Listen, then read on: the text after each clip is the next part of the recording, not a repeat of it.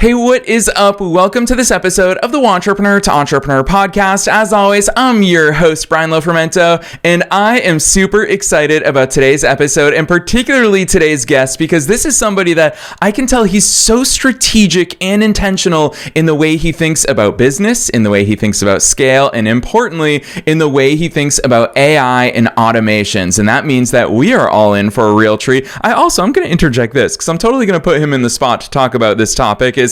One of my favorite business terms is the flywheel. I feel like until we reach that point of having a flywheel in our businesses, everything feels so hard. We feel that extra inertia. And today's guest is all about helping us to leverage the flywheel effect. So let me introduce you to him. His name is Michael Greenberg. Michael is a serial entrepreneur and founder of Third Brain with over a decade of experience and a proven track record of success across industries. I can also say that he is very persistent and hardworking because he's also the author of a book, which is no small feat. His book is called The Digital Operations Playbook, AI Readiness for SMBs, which is now available at Amazon.com. And through his business, he partners with small businesses so that they can build a foundation of talent, training, and strategy to accelerate their growth using the digital operations flywheel. They provide AI training, consulting, and talent services so that businesses can build the internal capacity to win in the digital labor revolution. Oof, so many fun topics in there. I'm excited about this one. I'm not going to say anything else. Let's dive straight into my interview with Michael Greenberg.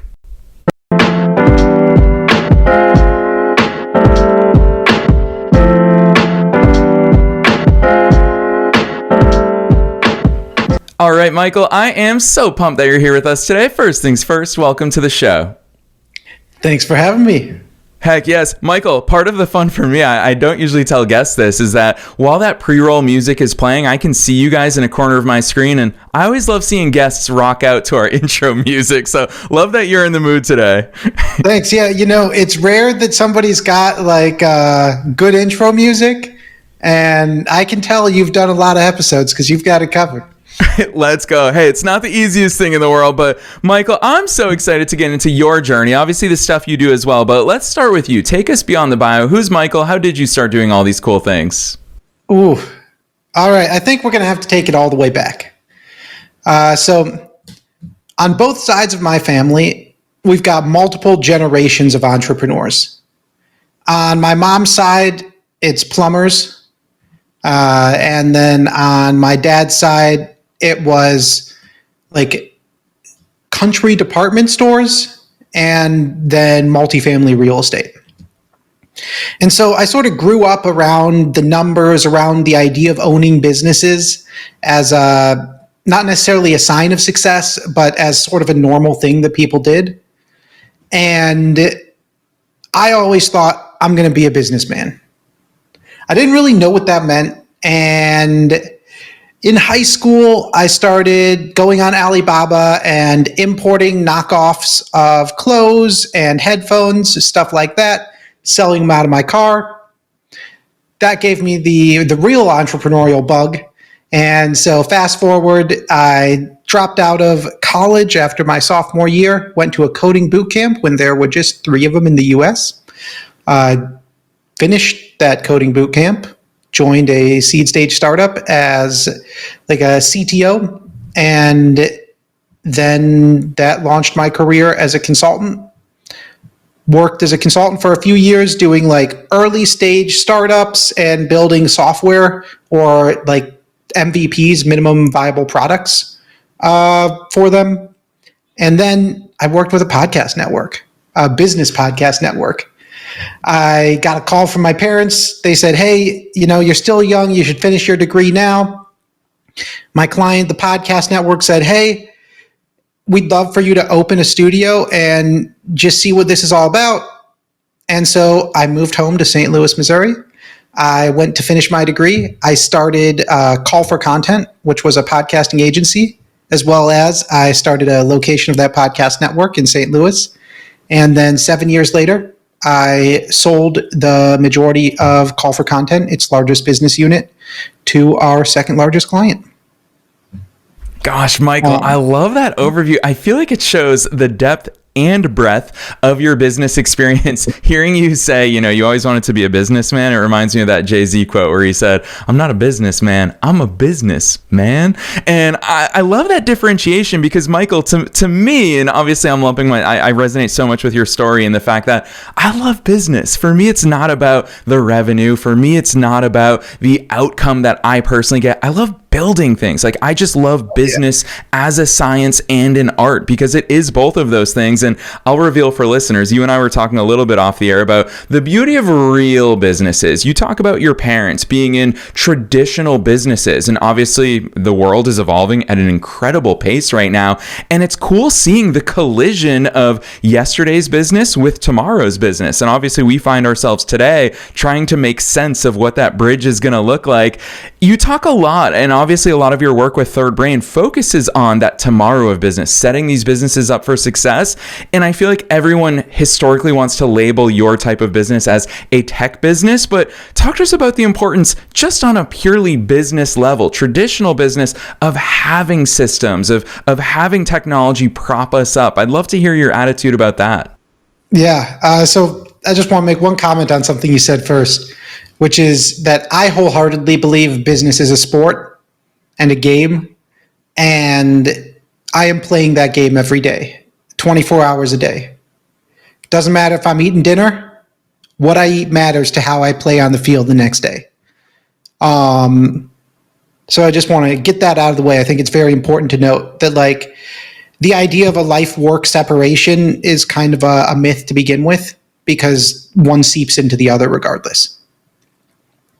But specifically on systems, on technology, on choosing what works and what doesn't, I got lucky in that I got to see what the old school businesses look like, and now I have seen my career develop in that capacity as a bridge, where in the past my work was getting business people to describe their idea in a way that technology people could build it. And now my work is very much getting business people to understand why and how they need to put technology into place, what order the systems have to be installed. Because in a business, just like building a house, you can't put on certain pieces before others. And you have to have a foundation, and then you can build infrastructure. You can put in the utilities, the piping, the plumbing, the electricity, your CRM if you're in a business. And then once you have those things in place, you can connect them. You can put in additional tools. You can build automations at the ends. But you can't put in your dishwasher before you have your water installed and turned on. And similarly, you can't use AI or automation or technology in a business effectively if you don't have some sort of process documented or some sort of system in place that you can use as the basis for implementing that technology.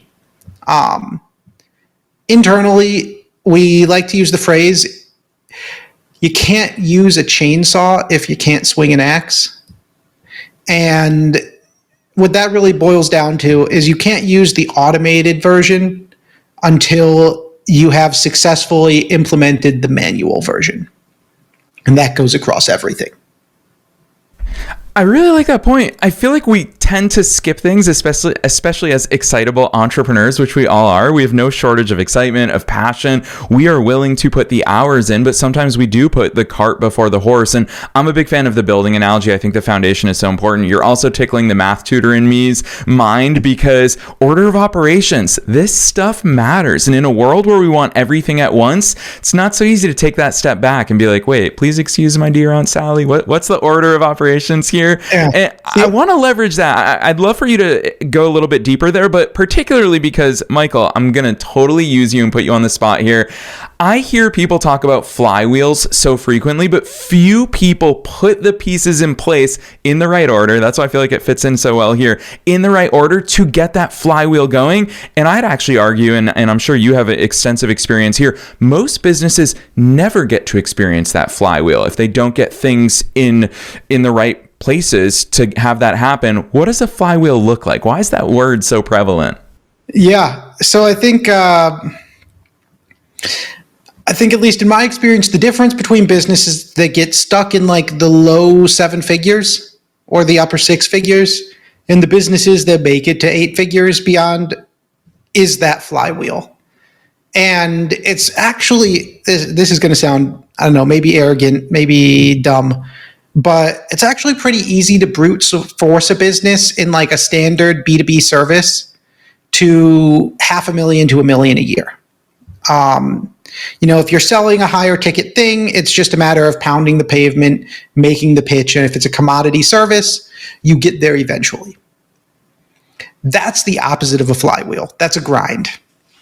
A flywheel builds leverage with every turn. And so every time you take one action, it makes the next series of actions in the system easier. And I think what we're seeing now with businesses who are able to adopt AI and automation more generally is that they are following a very distinct flywheel.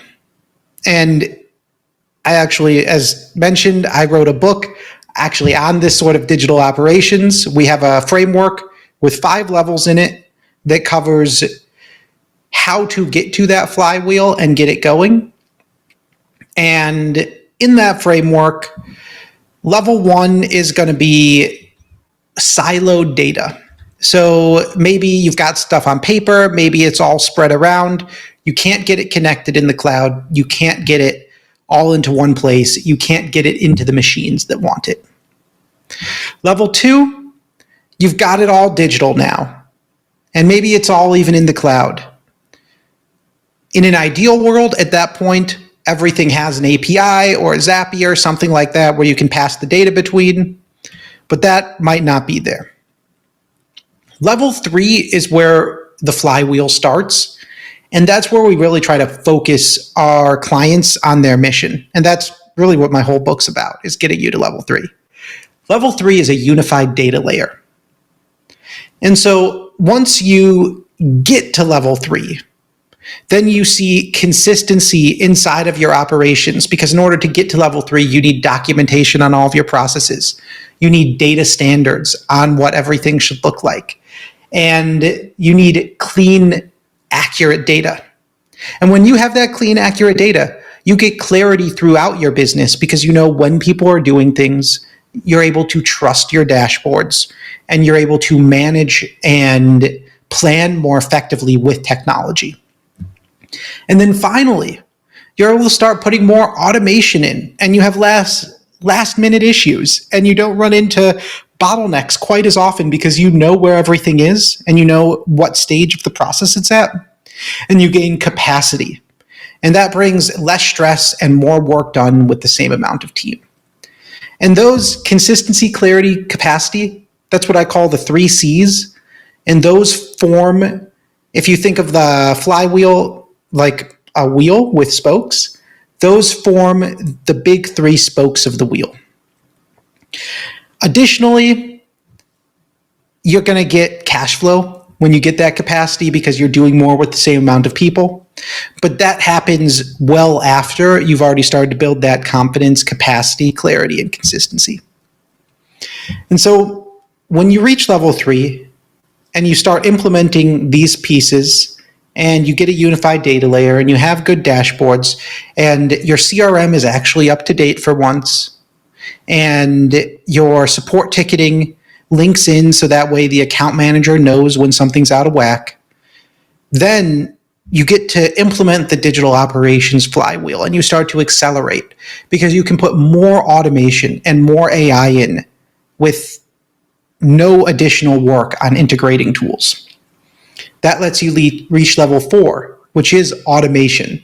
And that's when we start replacing labor inside of the organization and allowing what somebody might be able to do 10 of in a day, they can now do 100 because a machine is doing their first draft.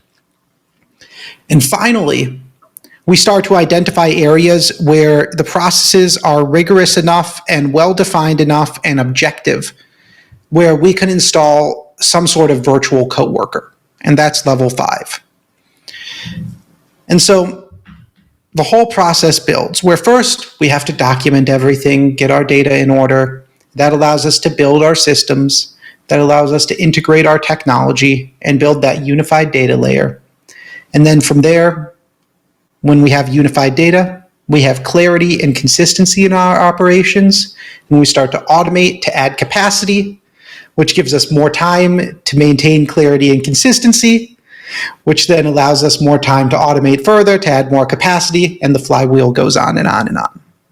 It's so cool hearing you talk about these things, Michael, because I'll confess that interacting with you, something immediately jumps out at me, and that is that you're a very strategic thinker and you're very intentional about the way that you articulate these things. And you're obviously very good at the way that you articulate these things. And what really stands out to me in that articulation is I don't often hear these days, and I talk to a lot of entrepreneurs, I do it for a living, I don't often hear these days people who differentiate between AI and automations, and particularly who do it in the order in which you do, because I feel like it's very sexy these days to have all conversations go simply in the direction of AI. But what I really appreciate is even if we start at your phase one, it doesn't make sense to even try to do these things if we don't have unified data. If all of these things are siloed, how the heck can we make sense of it? Every automation is going to break, and AI is just going to give us random answers without having the total picture.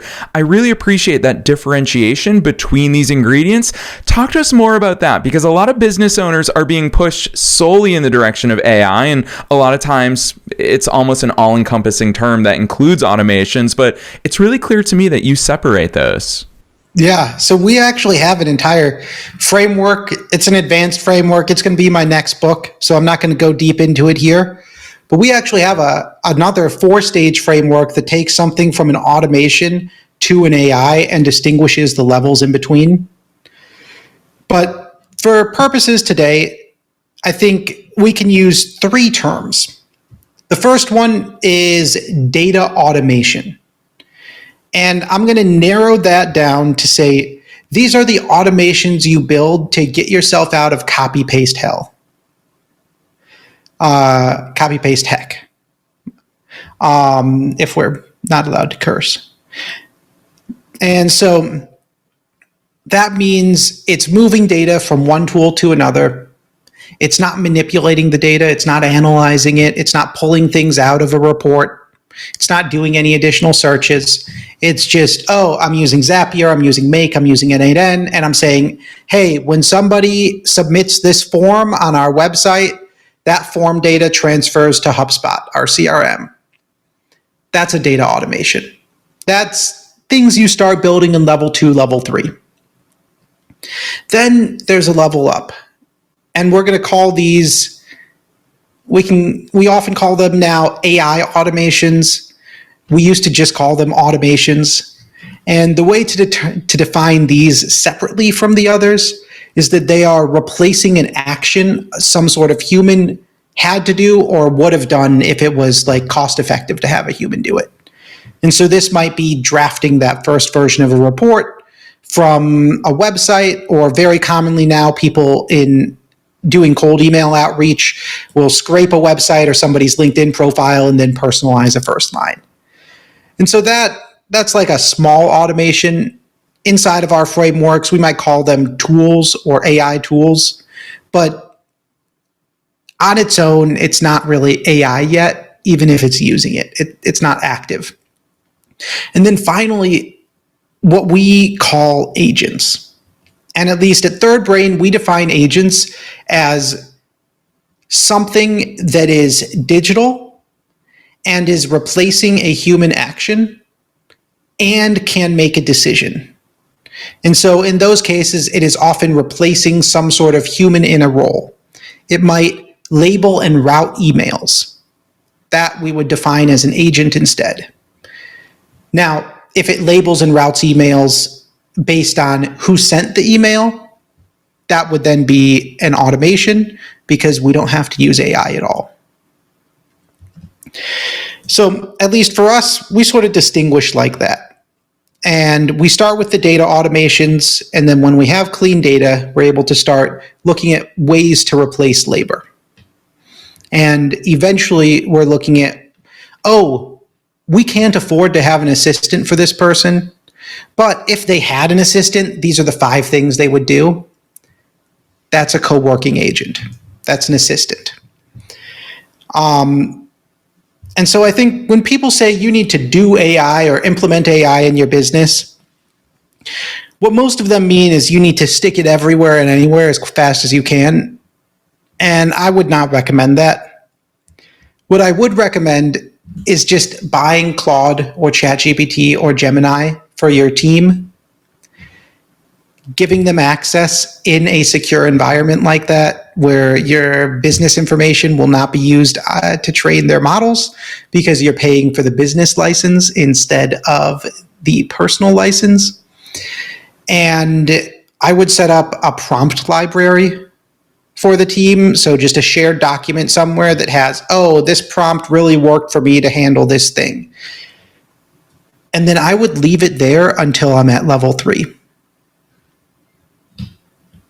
I love that clear yardstick there, Michael. I'm going to push you here because my role as podcast host is always to think about what the listeners might be thinking. And I would imagine that timeline is a big question that people have, because a lot of listeners might be hearing you talk about all these things and saying, gosh, Michael, I'm an entrepreneur. Like, I'm figuring things out as I go. And Michael, you totally get it. You're a lifelong entrepreneur. And so you've experienced, that's why that quote exists about entrepreneurs jump off the cliff and build the parachute on the way down. We're all guilty of that. And I give a lot of thought, probably more thought than I should, to that Mike Tyson quote of everybody has a plan until you get punched in the face. And I frequently share with people, we obviously have a lot of systems behind the scenes to make a 7-day-a-week podcast happen. There's so many things we have to be organized about. There's human team members. There's agentic AI that helps us in some of these areas. And I like to believe I was ready 10 years ago to start to understand these systems, but the truth is I didn't really understand them until we started taking action.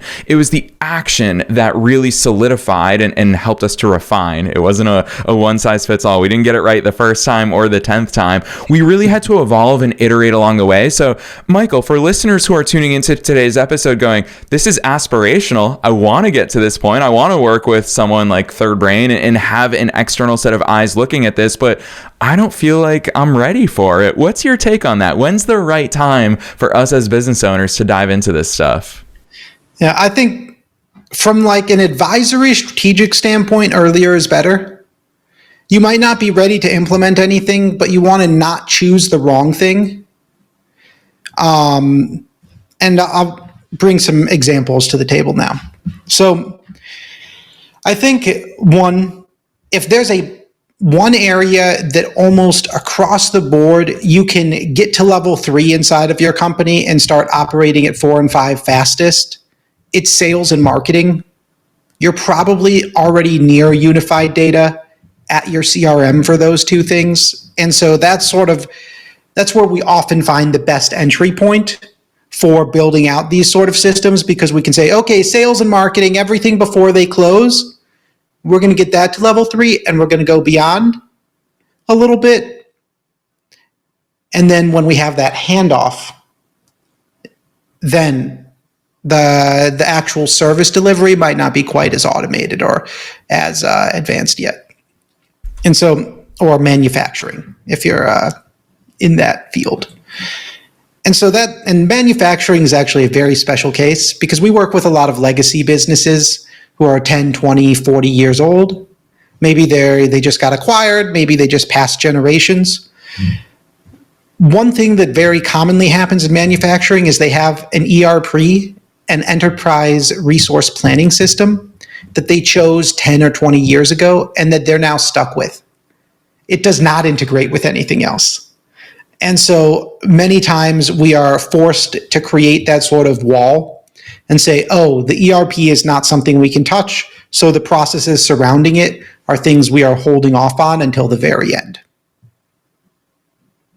I love that, especially because there's a point you made there that I want to emphasize for listeners is that early on, you can save yourself from choosing the wrong thing. Michael, that's often what I find people saying is, I wish we had these systems in place. I wish we committed Notion. I love Notion. I wish we committed to Notion sooner. It was so painful for us to switch to Notion because switching costs are high. The longer you're on an archaic system, the much harder that it is to switch towards it. That said, I think it's also important to talk about the fact that a lot of these things are more affordable than most people probably think. A lot of people get intimidated by having the right tech that sets them up. Michael, our Notion that we use behind the scenes for the podcast, it's free. The free plan does so much more for us. How do you navigate those conversations with business owners? Because a lot of people put a lot of emphasis on the tech, thinking the tech is going to be, actually, hold on, I'll throw a little bit of shade.